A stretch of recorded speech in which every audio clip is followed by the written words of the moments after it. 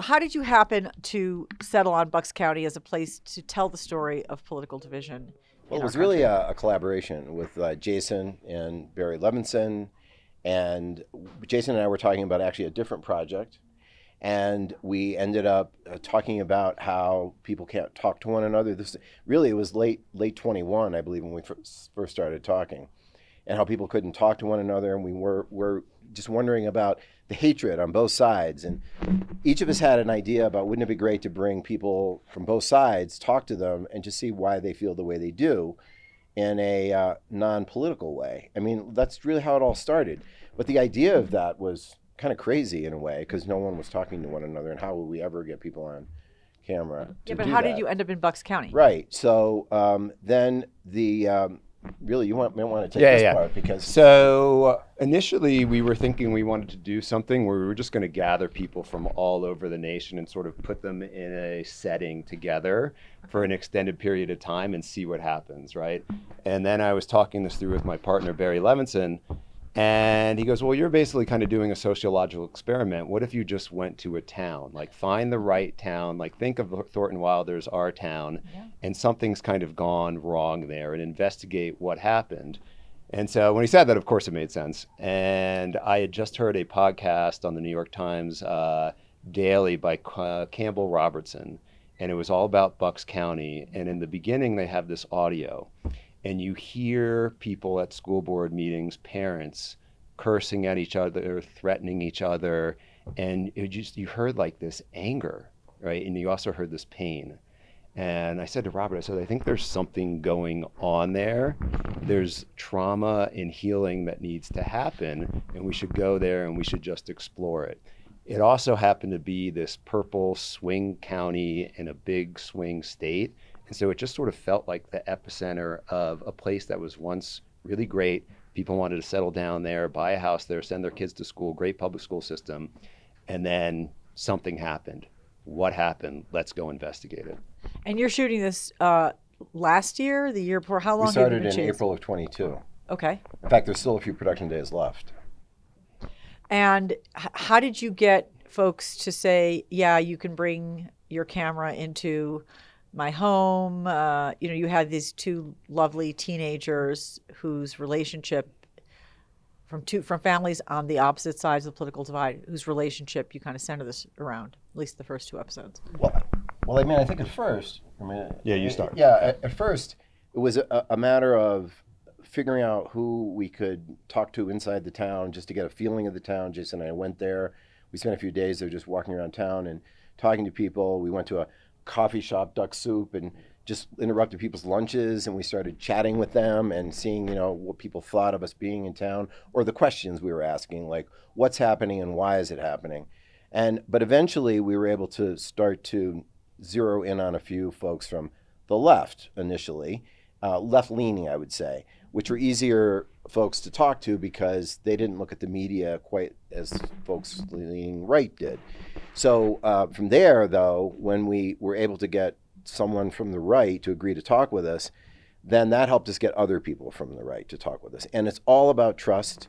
It's literally all about listening to folks from the other side, which, by the way, neither side has experienced in the last number of years. There is no listening. It's all talking. And if I'm talking to you and I start to touch on politics, you're already getting ready to fire back with whatever you think. And I'm not listening to you, you're not listening to me. So the way all of our structured interviews were, 3 hours long, that we just listened. Even we had very specific questions and very specific orders, but they were not used to that. They were not. None of the people we talked with were used to us just listening, which was sort of a breakthrough for them, and frankly affected us too. How did it affect you? I think for me, it was a really heart opening experience because you start to realize the more you talk to people that you have an incredible amount of judgment. You're not even aware of it. And so I found myself actually responding very openly to the conservatives in the piece and just sort of seeing how they felt they had been demonized. And when you start talking to somebody for long enough, and it's particularly if you're in the same room as them, you're going to start to see their humanity. And you're going to start to see like, wow, there's been a lot of finger pointing at this person. And I kind of feel for them. And so for me, it was learning to be aware that I have my own biases, my own judgments, and I'm going into situations and I need to sort of take a step back and realize that I have them and just listen to people and hear what they're thinking and how they feel. And when you do that, that's how you build the trust. That's how we got the trust from the conservative community. And when they watch this piece, they watch the first 2 episodes, they love it. They love it. They feel like their side was portrayed in a way that was completely honest. And so that was always our goal. Just be honest with people. Tell them about our intentions, what we want to do, that we want to humanize both sides to each other. Nothing more and nothing less.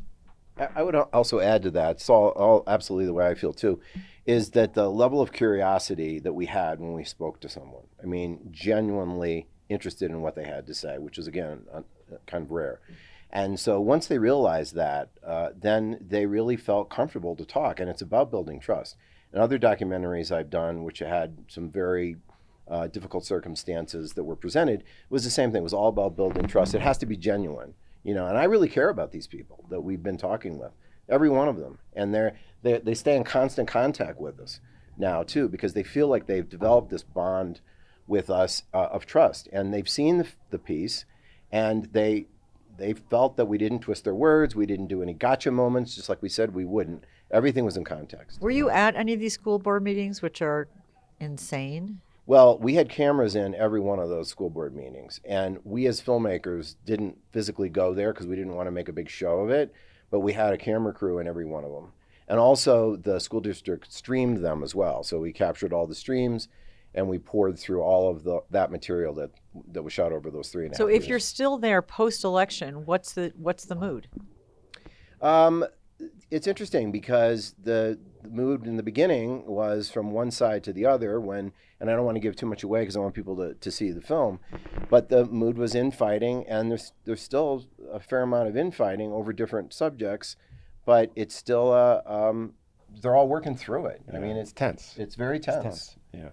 Yeah. And it started, to sort of walk us through how the community got this divided. It seems to have started during COVID over the question of whether schools should be shut Right. down or not, and it kind of continued to escalate issue to issue from there.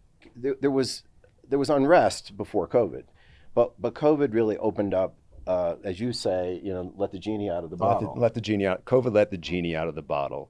And so people who were maybe holding on to some anger or whatever it was, like that gave them the opportunity to express themselves, and it got really ugly. And then when COVID was over, my feeling was they didn't have they needed to put this energy elsewhere.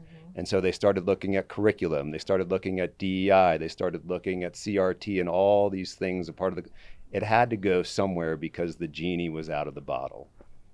And Right. is it just as bad today as it was when you started in 22? I would say it's different than then the people are still like the people that we filmed from both sides, and now they're seeing themselves back. They're seeing their community over the last 3 years played back to them, and I think it's having an effect on them because they haven't seen themselves. They didn't know what they would look like or how they were acting, and I think our hope is that other people will see that too. I mean, the girls say. At the beginning of the series, you may see yourself in this story. At least we hope so that everybody can sort of identify with somebody that's in the story. And I think we're at the beginning stages of that. Yeah. So for us, the other big discovery was, how is this affecting the kids? Like, how is this affecting the students? Like, that's how we got to those two 14-year-olds, Evie and Vanessa. And this was really all Robert. Robert saw this very early on, that nobody else was telling this story. We do so much in the news, so much in the media around division, vitriol. How is it affecting the next generation? How are they experiencing it? And the truth is, they're navigating it a lot better than grown-ups are. Like, they tend to be more the adults in the room. They tend to be able to talk through their issues, discussions, debates, divisions. And that sort of like, it's inspired us a little bit. And we were like, we got to get that story. We got to put that story front and center. Well, the school board meetings, the parents are going there and they're fighting over the education of their children and all the various things that go with it. And the fighting ring really became the school board meetings. And then we're like, well, why aren't we talking to the kids and seeing what they think about all of the parents carrying on like they do? Yeah. We got to wrap because they want you No pun intended. over in photos. Yeah. But yes, exactly. Yeah. But thanks so much for coming to our Yeah, great. studio at Sundance, and good luck with Bucks County. Sharon, thank you so much. Yeah, appreciate it. thanks for Yeah, paying yeah, attention to it. yeah. It's really good. Yeah. It's Thank really, you. really good series. Very interesting. Thank you. Thank you.